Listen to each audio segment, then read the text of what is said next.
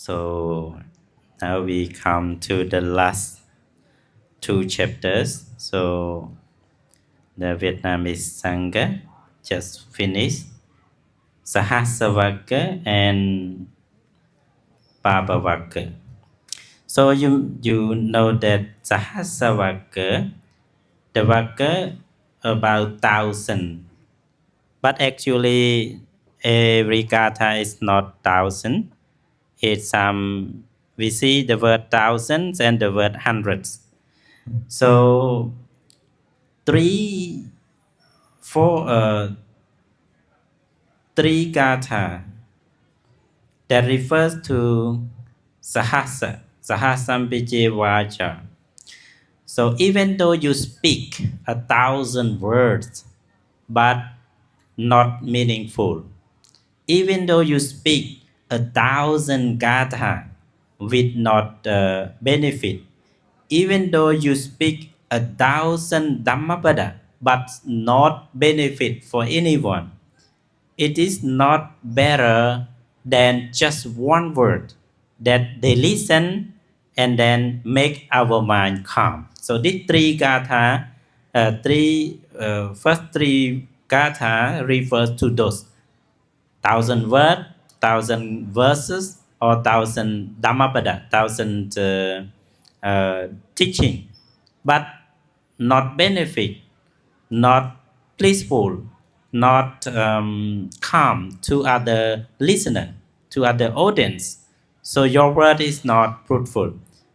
And but only one word, but make the audience calm, make the audience change. This is the words of and the words of eternal, the words of amata vacha, like Bodhidharma behind us. He just speak only a few words. He not take much. To China, he went to China to propagate the Buddha's teaching, but actually he speak less. He meditate more, and he speak only those who come with confidence to ask him. And then he speaks only a few words. And then these few words enlighten the listener, enlighten the audience. This is how the Buddha said, even 1,000 words but useless is not, no need to speak. And then the fourth one, the Buddha said about how to win. Even though you win 1,000 war, 1,000 times, but not better that you win oneself. And the next kata, how to win oneself. Atta have chitang sayo, because the winning oneself is the best, is the blessing, is the supreme conquer with your oneself. So no one better from winning oneself than winning other uh, thousands of winning the war. And then other thing, just mase sahasena yoja vasa satang chanto. For example, you even though you give dana to many to a thousands of Brahmana, thousands of people every month, every day, every year, 1,000 years, 100 years. But it is better to give just only a little thing to those who are already conquer himself. That is the benefit of conquer, the benefits of winning oneself. If you win oneself, even though people respect you, worship you just a little bit, that is supreme. This is more benefitful than giving, than sacrificing, than worshiping many thousand years or many hundred years. And also how to live. If you live 100 years with unvirtuous, with foolish, with untraining, it is not better than just live one day with virtuous practice, with wise, with control, with training oneself very well.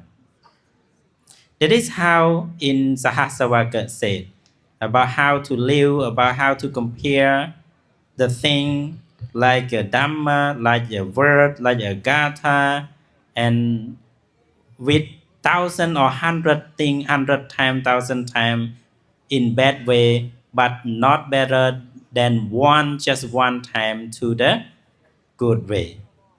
That is Sahasrara. And Papavaka. Papavaka is just a comparison, just like a peer, like a Yamakavaka in the first chapter. But the first Gatha, the Buddha just admire, just let us know, let the listener, let the audience to be hurry to do good thing, to prevent your mind from all unholy, from all evil. Because if you retreat to perform a good merit, your mind will again go to the evil. Because your mind is always with evil. That's why the Buddha keep doing good, keep doing good. Just prevent your mind from all evil. If you just stay still, if you delay of doing good, your mind will go into the bad way again. And then the Buddha said, even though you do a bad thing, don't do it again. Because you do, it will give you it will lead you to the suffering. But if you do merit, please do it again and again, because merit will bring you to happiness. Foolish always consider this evil is like honey, it's like a good thing, it's like a pleasure. When the evils not repay, not come back to him. But when this evil thing come back to him, he will suffer. Likewise, the wise men, even though they not attempt to anything, any merit, but the merit will come after when they do. And the Buddha said also, you are don't just think that a small piece of evil deed, evil thinking, evil speak will not come back to you. Even a small piece of bad thing will come back to you, because you will full of bad thing like fire.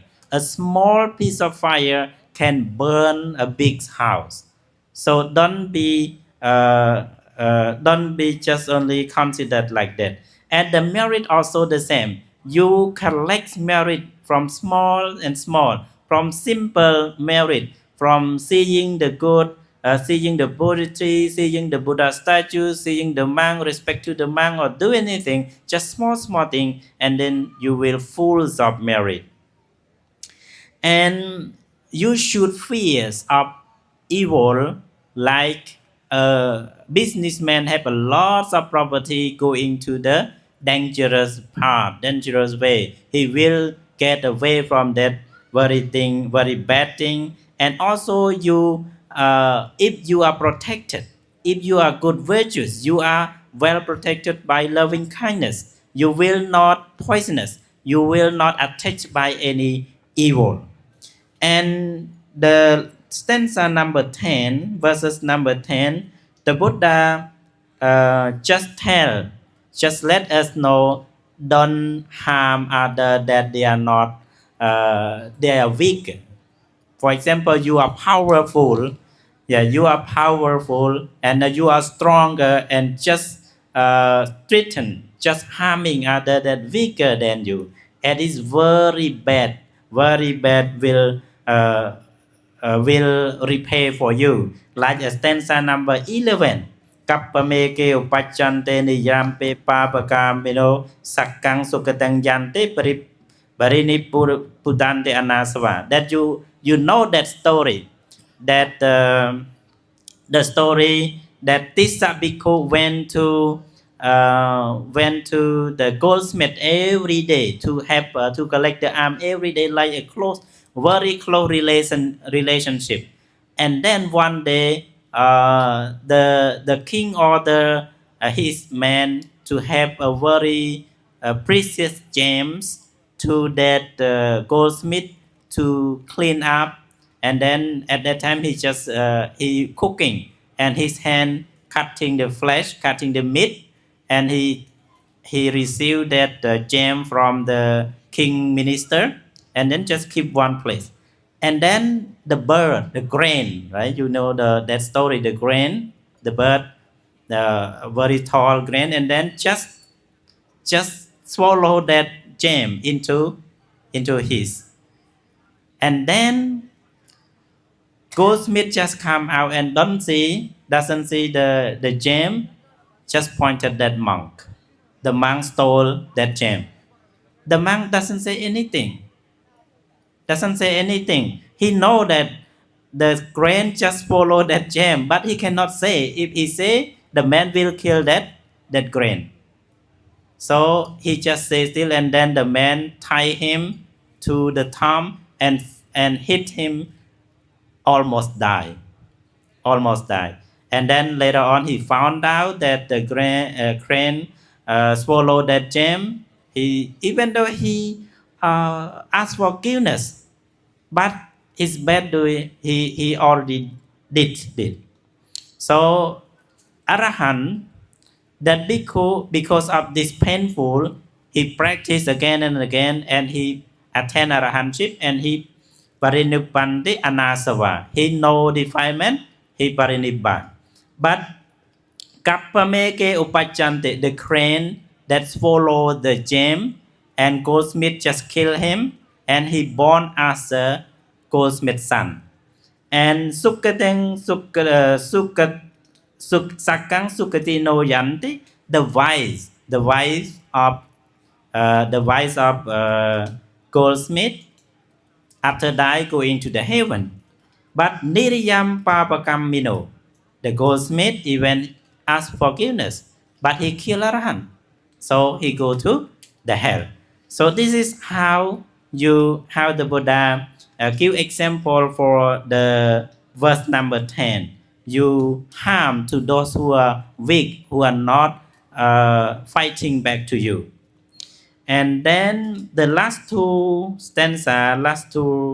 verses telling us that machu, the death, and your papa karma, your evil action will come to you wherever you are. Even you are on the air, flying on the plane. Yesterday, one plane is crashed in Canada, fly from Minneapolis up Minnesota to Vancouver in Canada, and crash. So even on the air, and even though you go to the sea, even you go to somewhere, even you hide yourself everywhere, but when the macho come, when the papa karma, the evil come, you will die anyway. You cannot escape to everywhere. So this is Papa Vaka. So we recite today 9 Vaka, and now conclusion, we will not recite more. I will give opportunity to Bodhidharma to recite, to summarize in Tamil. So it is today we will conclude, and will lead by Bante to conclude our session today. But I just proud of this land. We see Bodhidharma, the great bringing Buddhism to China, and you see the lady statues behind you, many Mekhalais. Is very virtuous, very wise girl, wise nuns, that even the prince of Dravid, no? the prince of Dravid want her to be a wise, to grown, but she will not. She just relief from the world. She not want to be in human, suffer again and again. And also the Kanchipuram. Kanchipuram is the homeland of the great commentator of Theravada Buddhism. If you study Theravada Buddhism very well, you will build his statue also here. Because Venerable Dhammapala, Acharya Dhammapala has written many commentary. You see the commentary Paramatta Jotika? You have you ever heard? Have you ever read the commentary on Vimanavatu, Petavatu, and also from Digha Nikaya, Majjhima Nikaya, the following the Buddha Kosa. So Dhammapala born in the Kanchipura, Dhammapala, and Venerable Buddhadatta, the great commentator, born 120 kilometers from here in Ulakapura. Ulakapura, so you go down to the south, 120 kilometers, you will see Ulakapura. That Ulakapura is the homeland of Venerable Acharya Buddhadatta, the great commentator who wrote Madhusaratha Vilasani, the commentaries of Abhidhamma, and also many Vinaya texts and Abhidhammavatara also composed by him. And also in the range of the Tamil Nadu territory, you go another 400-500 kilometers to the north, you will see Amravati. Amravati in Andhra Pradesh right now, the hometown of Buddha Kosa. And Buddha Kosa also come to stay in Kanchipura before he going to Sri Lanka. And after he returned to Sri Lanka, also stay in Kanchipura. And he composed Udnyanodaya, he called Melina Panyaha, and Attasalani, the commentaries of Dhammasangani of Abhidhamma, also composed here. So this is the lens of enlightenment, the lens of the knowledge, the lens of study, the lens of learning.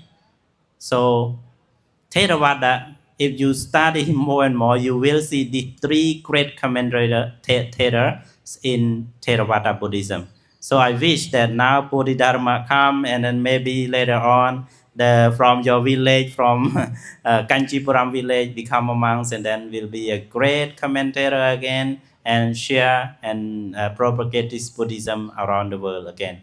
Sadhu, sadhu, sadhu.